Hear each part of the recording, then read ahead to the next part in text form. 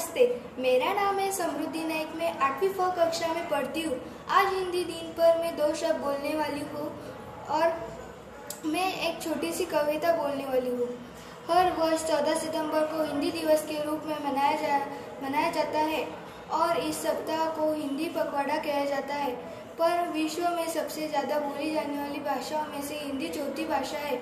आज़ादी मिलने के बाद देश में अंग्रेजी के बढ़ते उपयोग और हिंदी बहिष्कार को देखते हुए हिंदी दिवस मनाने का विरोध लिया। गांधी जी ने 1918 में हिंदी को राष्ट्रभाषा बनाने की बात कही थी, जिस पर आगे चलकर 14 सितंबर 1949 को काफ़ी विचार विमर्श के बाद हिंदी को राजभाषा के रूप में मनाया गया। राजभाषा के रूप में संविधान में जोड़ा गया, परंतु गैर हिंदी राज्य ने इसका जम के विरोध किया, जिसकी वजह से एक गैर भारतीय भाषा अंग्रेजी को भी यह दर्जा देना पड़ा, जिसकी देन है कि आज हमें हिंदी के उत्थान के लिए हिंदी दिवस मनाना पड़ रहा है। हिंदी बहिष्कार के बाद 14 सितंबर को हिंदी दिवस के रूप में मनाया जाने लगा और साथ ही साथ हिंदी सप्ताह का भी आयोजन किया जाने लगा। भारत में 70% से भी ज़्यादा लोग हिंदी को समझते हैं, बोलते हैं।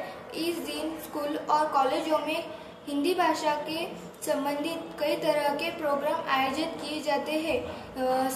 संसार भर में 150 से भी ज़्यादा विद्यालय में हिंदी भाषा विषय के तौर पर पढ़ाई जाती है। हिंदी भाषा हरियाणा, छत्तीसगढ़ आदि राज्यों में बोली जाती है। इस रूप से 14 सितंबर को विश्व हिंदी दिवस मनाया जाता है। मैं अब एक छोटी सी कविता बोलने वाली हूँ। जन जन की भाषा है हिंदी, भारत की आशा है हिंदी, जिसने पूरे देश को है जोड़ा, वो है मजबूत धागा है हिंदी। सरल शब्दों में कहा जाए तो जीवन की परिभाषा है हिंदी। भारत माँ की ज्ञान है हिंदी, हिंदुस्तान का मान है हिंदी, हम सबका आधार है हिंदी। धन्यवाद।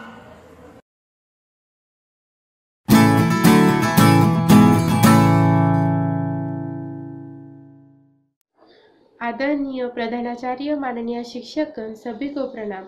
मैं वैभवी उमेश जपे, मैं कक्षा 9 में पढ़ती हूँ। मेरे वर्ग शिक्षक श्री कुटे सर है। हिंदी दिवस के अवसर पर मैं कुछ विचार प्रस्तुत करना चाहती हूँ। हर एक देश की पहचान उस देश की भाषा और संस्कृति से होती है।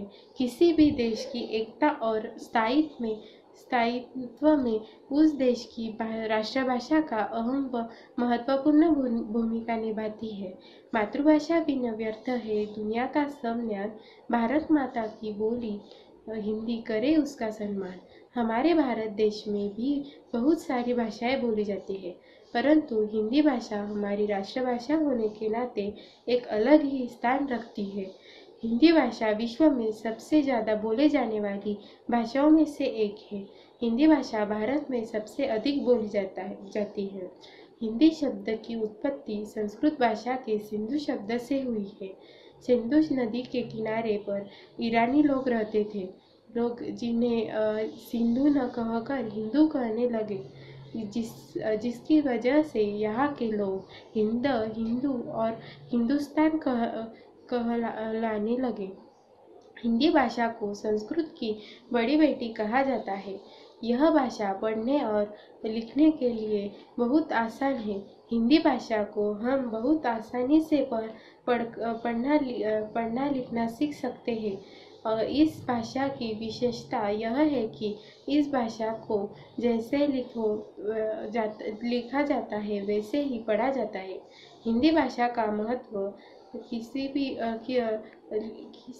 भारत में नहीं बिल्कुल न, बल्कि पूरे विश्व में ही होता है। 11 स्वर और 35 व्यंजन होते हैं।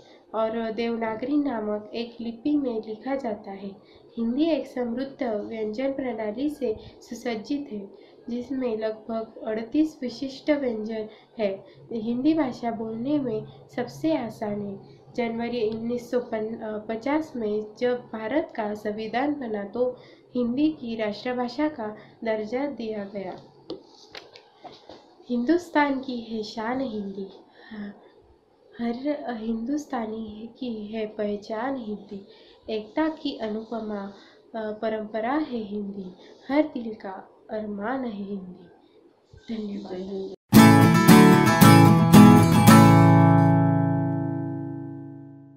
दोस्तों, मैं हिंदी दिवस पर आप सबको एक कविता सुनाने जा रहा हूँ। मेरी कविता का नाम है माँ की ममता है हिंदी।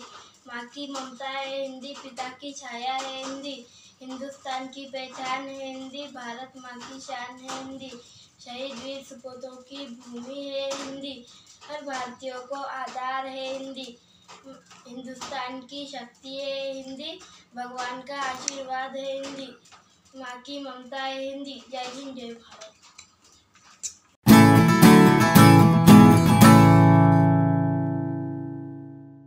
मेरा नाम तन्वी माधव मिसाळ है।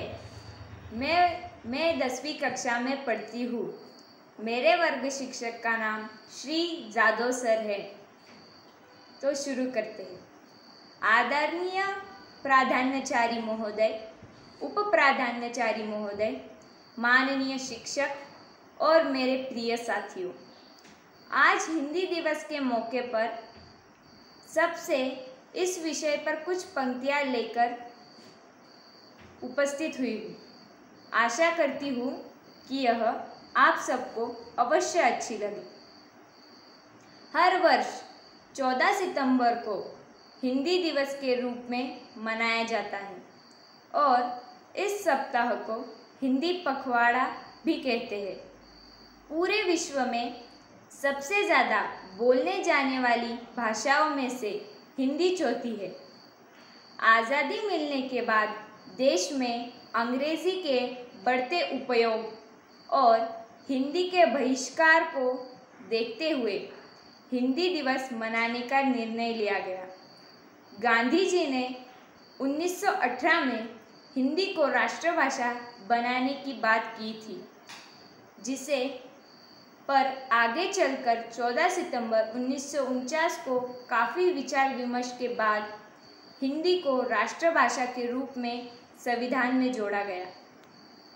14 सितंबर 1949 को हिंदी को राष्ट्रभाषा बना गया, परंतु हिंदी राष्ट्र ने इसका बहुत विरोध किया, जिस कारणवश अंग्रेज़ी को यह स्थान मिल गया और तब से लेकर आज तक हिंदी के सर्वत्र विकास के लिए हिंदी दिवस मनाया जाता है और हर कार्यालय में हिंदी विभाग बनाया गया ताकि हिंदी को जन जन तक पूछा जाए और हिंदी को राष्ट्रभाषा का सम्मान मिल जाए। हिंदी को भारत में राष्ट्रभाषा का सम्मान मिल जाए, इस प्रकार 14 सितंबर को दिवस के रूप में मनाया जाता है कि उत्थान में अपना योगदान देते रहे और सदा देते रहेंगे। धन्यवाद।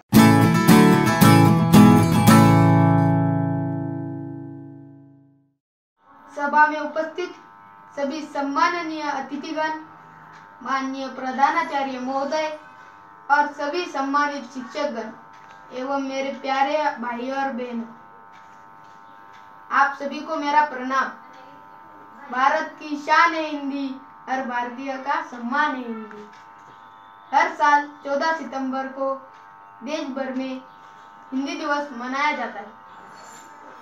आज़ादी मिलने के 2 साल बाद 14 सितंबर 1949 को संविधान सभा में एकमत मिलने से हिंदी को राज्य भाषा घोषित कर दिया गया और इसके बाद हर साल 14 सितंबर को हिंदी दिवस मनाया जाने लगा। हिंदी दिवस मनाने का मुख्य उद्देश्य हिंदी के सम्मान और महत्व को लोगों तक पहुंचाना है। हिंदी भाषा संसार भर में चौथे स्थान पर सबसे ज़्यादा बोले जाने वाली भाषा है। संसार भर में हिंदी भाषा 150 से भी ज़्यादा विद्यालयों में पढ़ाई जाती है। नमस्ते शब्द हिंदी भाषा का सबसे अधिक प्रयोग किया जाने वाला शब्द है। इंटरनेट पर भी हिंदी की मांग तेजी से बढ़ती जा रही है। भारत देश में विविध राज्यों में विविध भाषाएं बोली जाती है, परंतु जन जन को जो मिलाती है वो भाषा हिंदी कहलाती है। जय हिंद, धन्यवाद।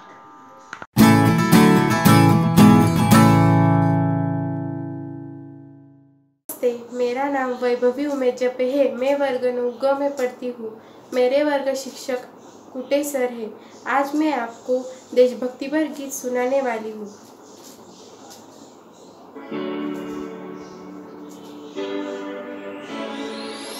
वतन वतन मेरे आबाद रहे तू,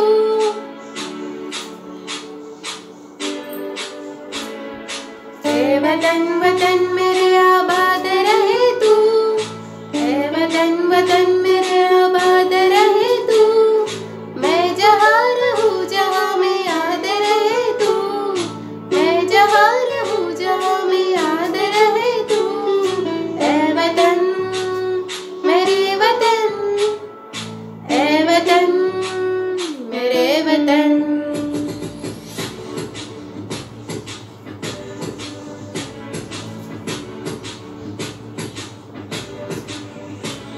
तू ही मेरी मंजिल है पहचान तुझी से, तू ही मेरी मंजिल है पहचान तुझी से। पहुँचूं मैं जहाँ भी मेरी बुनियाद रहे तू, पहुँचूं मैं जहाँ भी मेरी बुनियाद रहे तू। ए वतन वतन मेरे आबाद रहे तू, मैं जहाँ रहूँ जहाँ में याद रहे तू। ए वतन मेरे वतन, ए वतन मेरे वतन। कोई जम किया जाने नहीं दूँ, तुझ पे कोई जम किया जाने नहीं दूँ। कुर्बान मेरी जान तुझ पे शाद रहे तू, कुर्बान मेरी जान तुझ पे शाद रहे तू। ए वतन वतन मेरे आबाद रहे तू, मैं जहाँ रहूँ जहाँ में याद रहे तू। ए वतन मेरे वतन, ए वतन मेरे।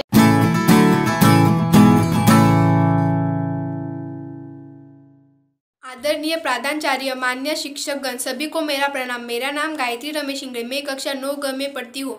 मेरे वर्ग शिक्षक श्री आदरणीय कुटे सर। एक भाषा आशा भरी जिसका नाम हिंदी है, ये केवल जुबान नहीं देश के माथे की बिंदी है। नमस्कार।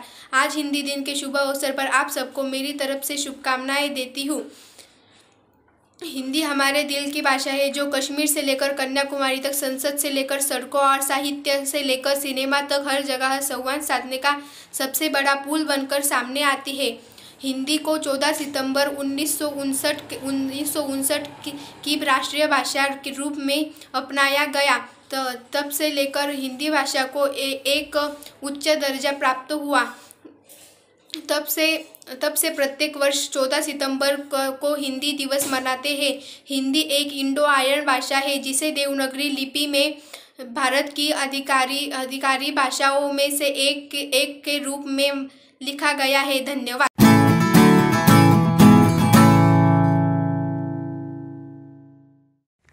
हिंदुस्तान की शान है हिंदी, हर हिंदुस्तानी की पहचान है हिंदी। एकता की अनुपम परंपरा है हिंदी, हर दिल का अरमान है हिंदी। हर साल 14 सितंबर को हिंदी दिवस मनाया जाता है। हिंदी दुनिया की चौथी सबसे अधिक बोली जाने वाली भाषा है। भारत में विभिन्न प्रकार की भाषाएं बोली जाती है, पर सबसे अधिक बोली लिखी और पढ़ी जाने वाली भाषा हिंदी है। सर्वप्रथम हिंदी दिवस 14 सितंबर 1953 को मनाया गया था। तब से लेकर आज तक 14 सितंबर को हम हिंदी दिवस के रूप में मनाते हैं।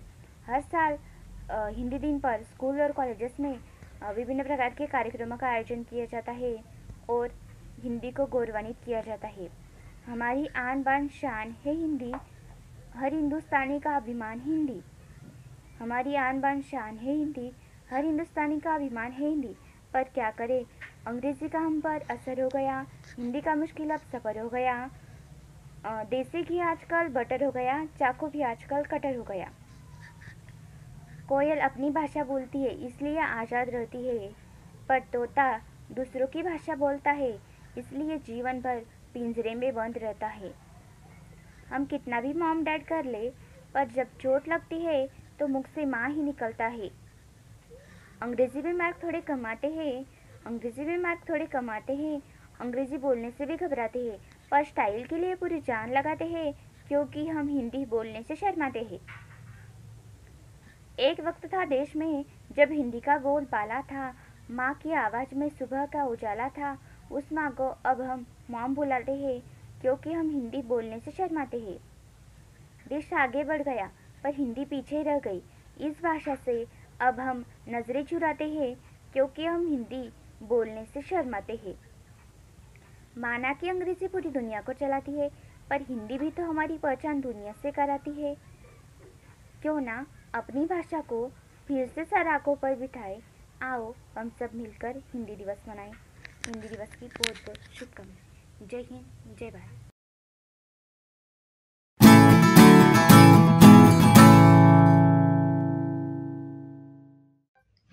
सम्मानीय अतिथिगण, माननीय महोदय, सभी सम्मानीय शिक्षकगण, आप सभी को मेरा प्रणाम। मैं साक्षी गजानन पवार आप सभी के समक्ष अपने कुछ विचार लेकर उपस्थित हुई हूँ। आशा करती हूँ आप सभी को मेरा भाषण पसंद आएगा। सोंधी सी सुगंध मीठी सी भाषा, सोंधी सी सुगंध मीठी सी भाषा, गर्व से कहो हिंदी है मेरी भाषा, हिंदी है मेरी भाषा। साथियों, जैसा कि आप जानते हैं, प्रतिवर्ष 14 सितंबर हिंदी दिवस मनाया जाता है। भारत देश अनेकता में एकता वाला देश है।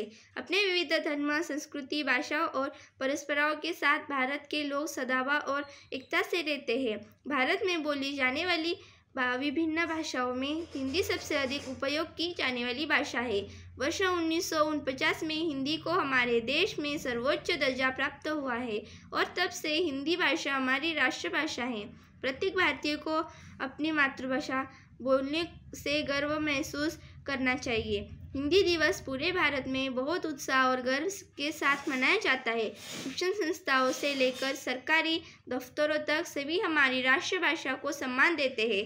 वर्ष 1971 में महात्मा गांधी जी ने भरूच में गुजरात शिक्षा सम्मेलन में एक भाषण में हिंदी के महत्व पर प्रकाश डालते हुए कहा कि हिंदी भाषा राष्ट्रभाषा के रूप में इस्तेमाल किया जाना चाहिए।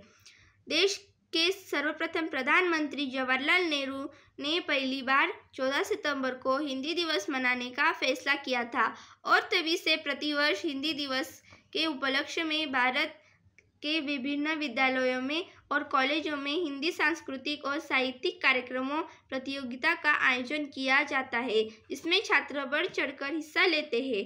वह छात्र हिंदी विविध कविताओं का पाठ करते हैं तथा हिंदी निबंध पढ़कर हिंदी भाषा को गौरवान्वित करते हैं। अपनी भारतीय संस्कृति की मान मर्यादा को बनाए रखेंगे। इसी के साथ मैं अपनी वाणी को विराम देना चाहूँगी। अंत में कुछ पंक्तियाँ कहना चाहूँगी।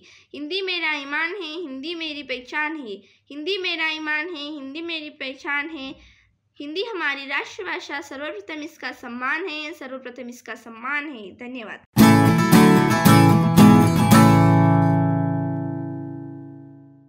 की पहचान है हिंदी, भारत माँ की शान है हिंदी। सुप्रभात, मेरा नाम कुमारी साक्षी संदीप अंबोरे। मैं कक्षा 9वीं में पढ़ती हूँ। मेरे गुरुजी प्रिया कुलकर्णी सर है। सर्वप्रथम आज 14 सितंबर हिंदी दिन के अवसर पर आप सबको बहुत शुभकामनाएं। भारत देश में हर वर्ष 14 सितंबर को हिंदी दिवस मनाया जाता है। 14 सितंबर 1949 को हिंदी भाषा को राजभाषा का दर्जा मिला। यह भारत देश में सबसे अधिक बोली जाने वाली भाषा है। हिंदी भाषा हमारे देश की संस्कृति और संस्कार का प्रतिबिंब है। वह देश की एकता का प्रतिबिंब है। वह देश में सरल शब्दों में कहा जाए तो जीवन की परिभाषा है हिंदी। हिंदी भाषा का भारत देश में पहचान है हिंदी। हिंदी का भाषा में अमूल्य महत्व है। हिंदी दिवस मनाने जाने का मूल्य अवशेष हिंदी को बचाने का एक प्रयास भी है। आज हम अंग्रेजी भाषा को अधिक महत्व देते हैं। जिस व्यक्ति को अंग्रेजी नहीं आती हम उसको गंवार बोलते हैं। हिंदी दिन के अवसर पर हम सबको यह लिखना चाहिए कि अपनी हिंदी भाषा को छोड़कर अंग्रेजी को अधिक महत्व ना दे।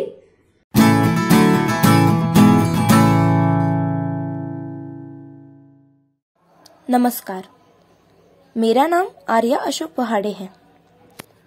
प्रधानाचार्य और मेरे प्यारे सहपाठियों को हिंदी दिवस की बहुत बहुत बधाइयाँ। प्रधानाचार्य की अनुमति से आज मैं हिंदी दिन के बारे में कुछ विचार रख रही हूँ। आज हिंदी दिन है, हिंदी दिवस। आज ही के दिन हिंदी को संवैधानिक रूप से भारत की आधिकारिक भाषा का दर्जा मिला था। 200 साल की ब्रिटिश राज की गुलामी से आजाद हुए देश ने तब ये सपना देखा था कि एक दिन पूरे देश में एक ऐसी भाषा होगी जिसके माध्यम से कश्मीर से कन्याकुमारी तक संवाद संभव हो सकेगा। आजादी के नायकों को इस बात में तनिक भी संदेह नहीं था कि हिंदुस्तान की संपर्क भाषा बनने का महती दायित्व केवल और केवल हिंदी उठा सकती है। इसलिए इस संविधान निर्माताओं ने देवनागरी में लिखी हिंदी को नए देश की आधिकारिक भाषा के रूप में स्वीकार किया।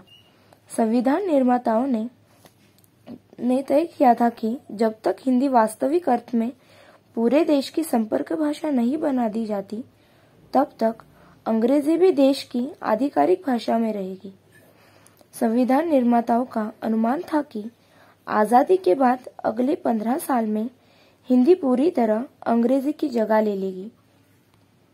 राष्ट्रपिता महात्मा गांधी हो या देश के पहले प्रधानमंत्री जवाहरलाल नेहरू, सभी इस बात पर एकमत थे कि ब्रिटेन की गुलामी का प्रतीक अंग्रेजी भाषा को हमेशा के लिए देश की आधिकारिक भाषा नहीं होना चाहिए। लेकिन अंग्रेजों को जाने के बाद भी उनकी फूट डालो और राज करो की नीति भाषा के क्षेत्र में चलती रही। हिंदी को एकमात्र आधिकारिक भाषा के खिलाफ उसकी बहनों ने भी बगावत कर दी। उन्होंने एक पराई भाषा अंग्रेजी के पक्ष में खड़े होकर अपनी सधोहर भाषा का विरोध किया, जबकि उनका भय पूरी तरह निराधार था। हिंदी किसी भी दूसरी भाषा की कीमत पर राष्ट्रभाषा नहीं बनना चाहती। देश की सभी राज्य सरकारें अपनी अपनी राजभाषाओं में काम करने के लिए स्वतंत्र थी। हिंदी को राष्ट्रभाषा बनने का विचार परस्पर सह अस्तित्व पर आधारित था, न कि एक भाषा की दूसरी भाषा की अधीनता पर। आजादी के 70 साल बाद भी स्वतंत्रता संग्राम के सेनानियों की वजह वह इच्छा अधूरी है। आज पूरे देश में शायद ही ऐसा कोना हो जहां 2-4 हिंदी भाषा न हो। शायद ही ऐसा कोई प्रदेश हो जहां आम लोग काम चलाओ हिंदी न जानते हो। भले ही आधिकारिक तौर पर हिंदी देश की राष्ट्रभाषा न हो, केवल राजभाषा हो, व्यवहारिक तौर पर वो इस देश की सर्वव्यापी भाषा है। ऐसे में जरूरत है कि हिंदी को उसका वजीफा दिलाने की, जिसका सपना संविधान निर्माताओं ने देखा था। हिंदी को राष्ट्रभाषा बनने की मांग कमोबेश हर हिंदी भाषी को सुहाती है, लेकिन इसकी आलोचना पर बहुत से लोग मुंह पिचकाते हैं। आज हम हिंदी की ऐसी 2 खास समस्याओं पर बात करेंगे जिन्हें दूर किए बिना हिंदी सही मायने में राष्ट्रभाषा नहीं बन सकती। अंग्रेजी, चीनी, अरबी, स्पेनिश, फ्रांस इत्यादि के साथ ही हिंदी दुनिया की सबसे ज्यादा बोली जाने वाली भाषाओं में से एक है। लेकिन यहाँ मशहूर भाषाविद प्रोफेसर गणेश देवी को याद करने की जरूरत है, जो कहते हैं भाषा जितनी भ्रष्ट होती है उतनी विकसित होती है। प्रोफेसर देवी का सीधा आशय है कि जिस भाषा में जितनी मिलावट का जिस भाषा में जितनी मिलावट होती है वो उतनी समृद्ध और प्राणवान होती है। अंग्रेजों को लूट, डकैती, धोती और पंडित जैसे खालिस भारतीय शब्द अपनी भाषा में शामिल करने में कोई लाज नहीं आती। लेकिन भारतीय शुद्धतावादी लालटेन, कंप्यूटर, अस्पताल, स्कूल, इंजन जैसे शब्दों को देखकर भी मुंह पिचकाते हैं, जिनका प्रयोग अनपढ़ और गंवार भारतीय भी आसानी से कर लेते हैं। तो हिंदी को राष्ट्रभाषा बनने के लिए जरूरी है कि वो समस्त भारतीय भाषाओं और अन्य भाषाओं से अपनी जरूरत के हिसाब से शब्दों को लेने में जरा भी संकोच न करे। हम पराई भाषा के शब्दों को हिंदी में जबरन घुसाने की वकालत नहीं कर रहे हैं, लेकिन जो शब्द सहज और सरल रूप से हिंदी में रच बस गए हों, उन्हें गले लगाने की बात कर रहे हैं। हिंदी के राष्ट्रभाषा बनने में दूसरी बड़ी दिक्कत है इसका ज्ञान विज्ञान में हाथ तंग होना। कोई भाषा केवल अनुपम साहित्य के बल पर राष्ट्रभाषा का दायित्व नहीं निभा सकती। भाषा को ज्ञान, विज्ञान, व्यापार और संचार इत्यादि क्षेत्रों के लिए भी खुद को तैयार करना होता है। आज जरूरत है कि विज्ञान और समाज विज्ञान के विभिन्न क्षेत्रों में हिंदुस्तानी को बढ़ावा दिया जाए, तभी सही मायनों में हिंदी देश की राष्ट्रभाषा बन सकेगी। अगर इन दो बातों पर पर्याप्त ध्यान दिया जाए तो वैश्विक स्तर पर पहचान और प्रतिष्ठा पाने से कोई नहीं रोक सकेगा। हिंदी हिंदुस्तान को बांधती है। कभी गांधी जी ने इसे जनमानस की भाषा कहा था, तो इसी हिंदी की खड़ी बोली को अमीर खुसरो ने अपनी भावनाओं को प्रस्तुत करने का माध्यम भी बनाया।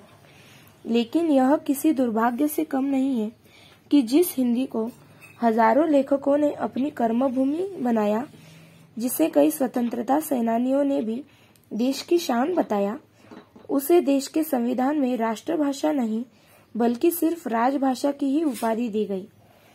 कुछ तथाकथित राष्ट्रवादियों की वजह से हिंदी को आज उसका वह सम्मान नहीं मिल सका जिसकी उसे जरूरत थी। संविधान ने 14 सितंबर को हिंदी को राष्ट्रभाषा की भारत की राजभाषा घोषित किया था। भारतीय संविधान के भाग 17 के अध्याय की धारा 343 में यह वर्णित है कि संघ की राजभाषा हिंदी और लिपि देवनागरी होगी। संघ के राजकीय प्रयोजनों के लिए प्रयोग होने वाले अंकों का रूप अंतर्राष्ट्रीय होगा। इसके बाद साल 1953 में हिंदी को हर क्षेत्र में प्रसारित करने के लिए राष्ट्रभाषा प्रचार समिति वर्धा के अनुरोध पर सन 1953 में संपूर्ण भारत में 14 सितंबर को प्रतिवर्ष हिंदी दिवस के रूप में मनाया जाता है। लेकिन क्या हिंदी को सिर्फ राजभाषा तक ही सीमित रहना उचित है? आखिर क्या जनमानस की इस भाषा को राष्ट्रभाषा का दर्जा पाने का हक नहीं है? जिस हिंदी को संविधान में सिर्फ राजभाषा का दर्जा प्राप्त है, उसे कभी गांधी जी ने खुद राष्ट्रभाषा बनने की बात कही थी। सन 1918 में हिंदी साहित्य सम्मेलन की अध्यक्षता करते हुए गांधी जी ने कहा था कि हिंदी ही देश की राष्ट्रभाषा होनी चाहिए। लेकिन आजादी के बाद ना गांधी जी रहे ना उनका सपना। सत्ता में बैठे और भाषा जाति के नाम पर राजनीति करने वालों ने हिंदी को राष्ट्रभाषा नहीं बनने दिया। पहली बार सही मायनों में हिंदी की खड़ी बोली का इस्तेमाल अमीर खुसरो की रचनाओं में देखने को मिलता है। अमीर खुसरो ने हिंदी को अपनी मातृभाषा कहा था। इसके बाद हिंदी का प्रसार मुगलों के साम्राज्य में ही हुआ। इसके अलावा खड़ी बोली के प्रचार प्रसार में संत संप्रदायों का भी विशेष योगदान रहा, जिन्होंने इस जनमानस की बोली की क्षमता और ताकत को समझते हुए अपने ज्ञान को इसी भाषा में देना सही समझा। भारतीय पुनर्जागरण के समय भी श्री राम मोहन राय, केशव चंद्र सेन और महर्षि दयानंद जैसे महान नेताओं ने हिंदी की खड़ी बोली का महत्व समझाते हुए इसका प्रसार किया और अपने अधिकतर कार्यों को इसी भाषा में पूरा किया। हिंदी के लिए पिछली सदी कई दृष्टियों से महत्वपूर्ण है। इस सदी में हिंदी गद्य का केवल विकास हुआ। भारत तेंदु हरिश्चंद्र ने उसे मानक रूप प्रदान किया। खड़ी बोली को और भी प्रसार दिया। महादेवी वर्मा, जयशंकर प्रसाद, सूर्यकांत त्रिपाठी, निराला और सुमित्रानंद पंत जैसे रचनाकारों ने आजादी की लड़ाई में हिंदी ने विशेष भूमिका निभाई। जहां एक कर और रविंद्रनाथ टैगोर ने बांग्ला भाषा का ज्ञाता होते हुए भी देश को हिंदी को जनमानस की भाषा बताया, तो वही देश के क्रांतिकारियों ने जनमानस से संपर्क साधने के लिए इसी भाषा का प्रयोग किया। लेकिन जब भारत आजाद हुआ तब इसे कई गुटों ने राष्ट्रभाषा बनाने का विरोध किया, जिसमें प्रमुख थे द्रविड़ कज़गम, पेरियार और डीएमके। हिंदी के विरोध में इन लोगों ने तमिलनाडु और अन्य दक्षिणी राज्यों में आंदोलन चलाए। हिंदी के विरोध में कई लोगों ने बकायदा 13 अक्टूबर 1957 को हिंदी विरोध दिवस एंटी हिंदी डे के रूप में मनाया। पर कुछ नेता ऐसे भी थे जो हिंदी को देश की राष्ट्रभाषा बनाने के हिमायती थे। लाल बहादुर शास्त्री, पंडित जवाहरलाल नेहरू, मोरारजी देसाई जैसे नेता चाहते थे कि हिंदी को देश की राष्ट्रभाषा बनने का गौरव प्राप्त हो, पर राजनीति की बिसात पर उनकी चाह दबी रह गई।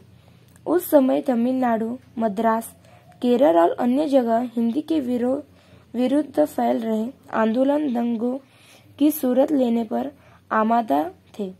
इसलिए जब पंडित जवाहरलाल नेहरू की मृत्यु के बाद लाल बहादुर शास्त्री प्रधानमंत्री बने तो उन्होंने हिंदी को अंग्रेजी के साथ ही चलाते रहने का फैसला किया। जब पहली बार हिंदी को राजभाषा का दर्जा दिया गया तब पंडित जवाहरलाल नेहरू ने दक्षिण हिंदी प्रसार भाषा का गठन भी कराया, ताकि 15 सालों के कार्यकाल में वह हिंदी को दक्षिण भारत में भी लोकप्रिय और आम बोलचाल की भाषा बनाए। लेकिन ऐसा हो नहीं सका। जब हिंदी को राष्ट्रभाषा का दर्जा दिया गया था कि तब तय किया था कि 26 नवंबर 1965 से सिर्फ हिंदी ही भारतीय संघ की एकमात्र राजभाषा होगी। लेकिन 15 साल बीत जाने के बाद जब इसे लागू करने का समय आया तो तमिलों के विरोध के चलते प्रधानमंत्री लाल बहादुर शास्त्री ने उन्हें यह आश्वासन दिया कि जब तक सभी राज्य हिंदी को राष्ट्रभाषा के रूप में स्वीकार नहीं करेंगे, अंग्रेजी हिंदी के साथ राजभाषा बनी रहेगी। इसका परिणाम यह निकला कि आज भी हिंदी अपने अस्तित्व के लिए लड़ रही है। जाति और भाषा के नाम पर राजनीति करने वाले चंद राजनेताओं की वजह से देश का सम्मान बनने वाली भाषा सिर्फ राजभाषा तक ही सीमित रह गई। बची खुची कसर आज के बाजारीकरण ने पूरी कर दी, जिस पर अंग्रेजी की पकड़ है। आज हिंदी जानने और बोलने वालों को बाजार में एक गंवार के रूप में देखा जाता है। जब